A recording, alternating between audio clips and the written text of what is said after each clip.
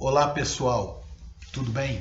Primeiro eu quero pedir desculpa que com essas mudanças de horários eu achei que a aula de terça estava para o período noturno e não para vocês de manhã. Então, embora com atraso, estou postando via gravação, videoconferência aí, as minhas aulas que nós estamos falando então de crimes contra a honra, calúnia, injúria e difamação, que o objetivo e o objeto principal é depois descobrirmos principalmente as diferenças entre os três tipos penais. Porque tudo é crime contra a honra, mas calúnia é diferente de difamação e difamação é diferente de injúria. E o profissional de direito não pode fazer confusão entre esses três tipos penais.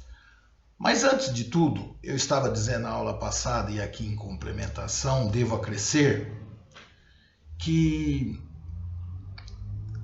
esses tipos penais normalmente serão promovidos através de advogado que formulam a queixa-crime, né? E nós sabemos que uma pergunta que sempre surge, que o inquérito policial é uma peça necessária, mas não obrigatória.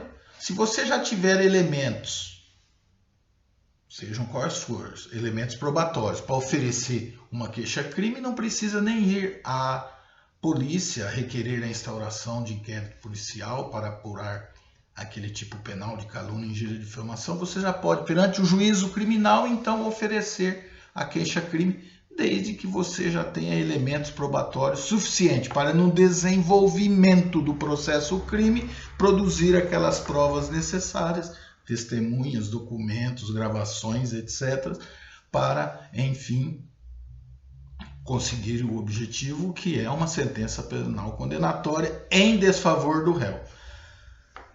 Então é uma ação penal privada, mas nós sabemos que ela pode também, eventualmente, no caso de falecimento, ser exercida pelos sucessores. Por que eu falo isso? Só para trazer a lume um detalhe que é de processo penal, mas que eu gosto muito de lembrar, é do artigo 236, que só a vítima, no caso lá, dei uma olhada no tipo penal, mas lá só a vítima mesmo é que pode ser o autor daquela queixa-crime, né? São chamadas ação penal privada personalíssima. Essa aqui é a ação penal privada, né? Que não é personalíssima, porque os sucessores, no caso de calúnia, injúria e difamação, podem estar exercendo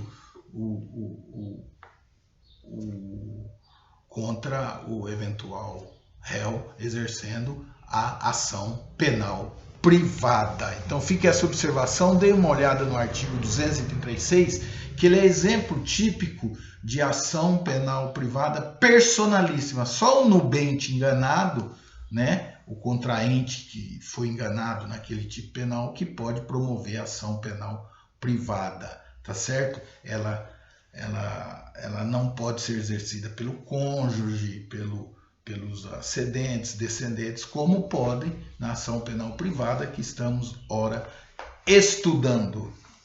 Já fazer uma observação,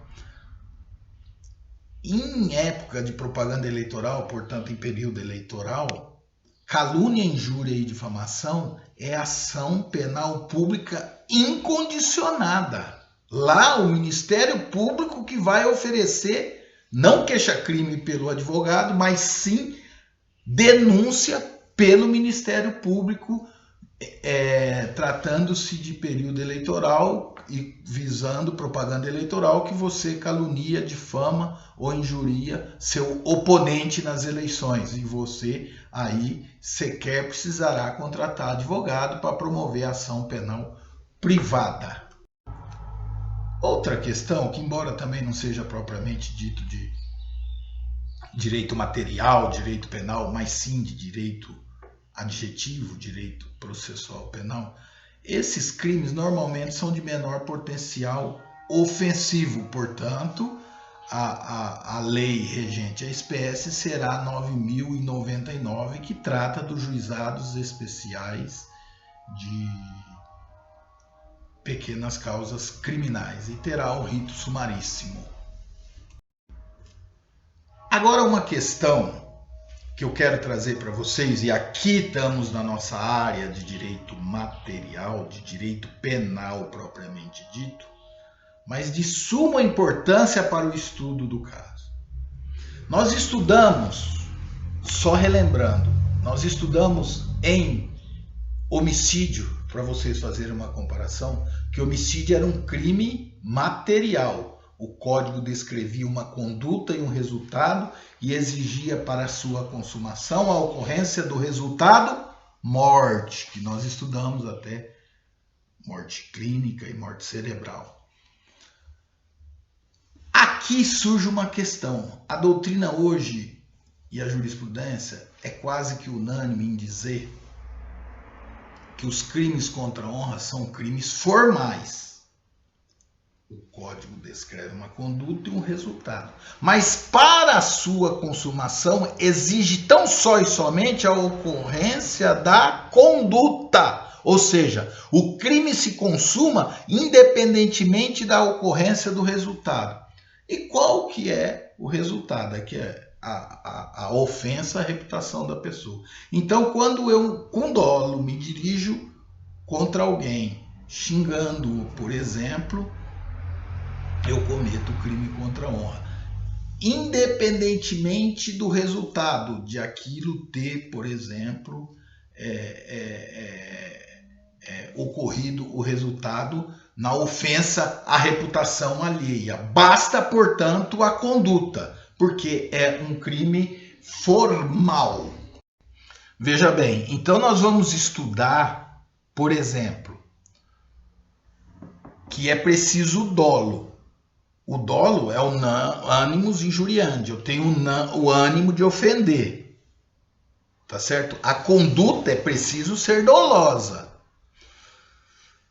Há doutrinadores que entendem que, por exemplo, o animus jocandi, se eu falo algo não com a intenção de ofender, mas com a intenção de brincar jocosamente, que é o animus jocandi, afastaria o dolo. Ou seja, eu não estaria com a intenção de ofender a honra alheia. Existe animus narrandi, animus defendendi.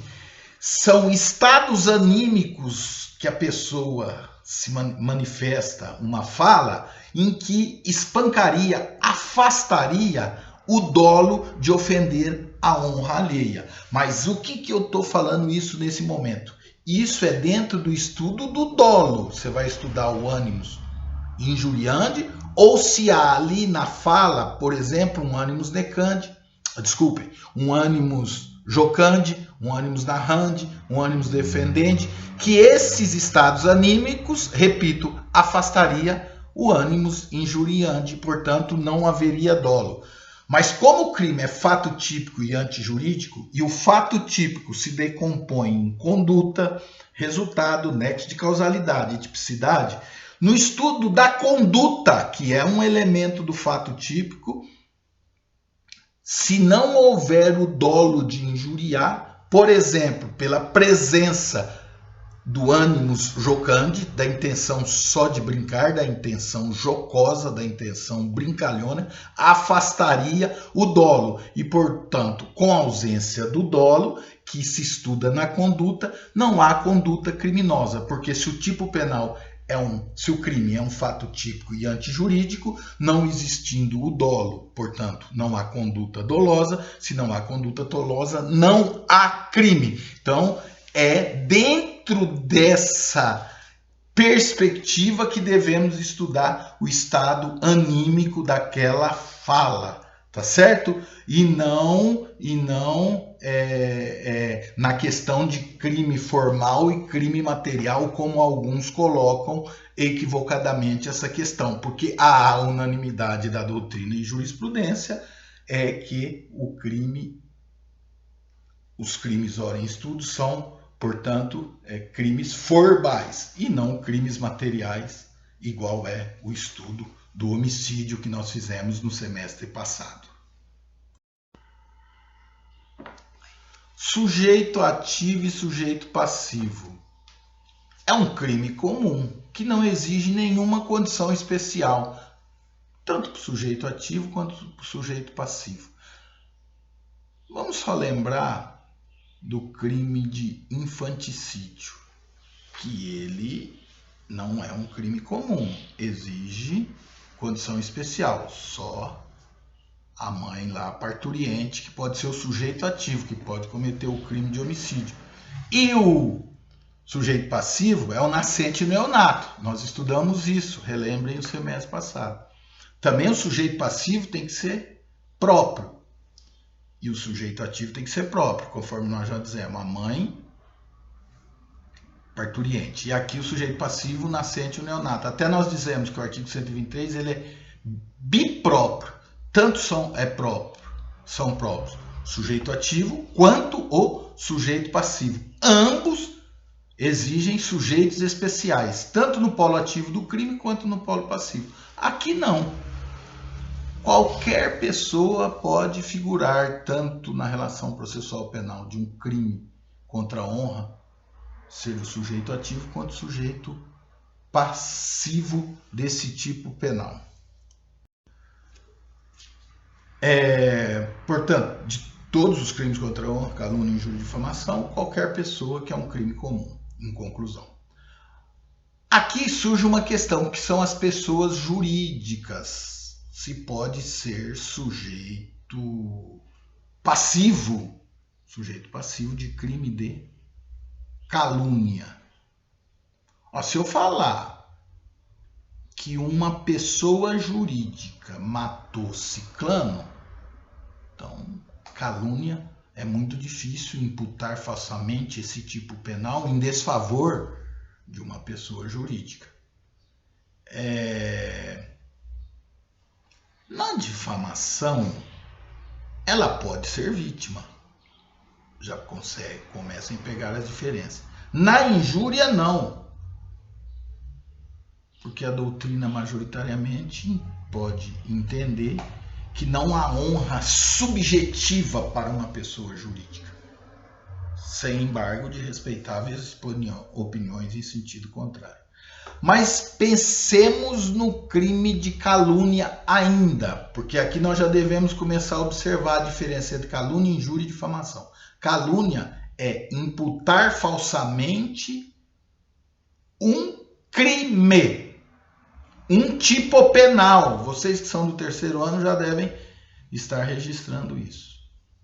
Injúria é adjetivar negativamente. Então veja bem, pessoa jurídica pode praticar crime ambiental pelas leis regentes hoje no país. Então eu posso caluniar uma pessoa jurídica por ela ter praticado um crime ambiental. Então há essa possibilidade de existir crime de calúnia se for concernente a crime ambiental.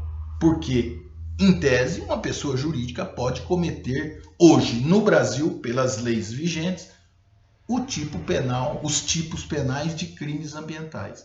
Então, se eu atribuir falsamente um tipo penal que uma pessoa jurídica tenha cometido um crime ambiental, eu posso estar caluniando aquela pessoa jurídica.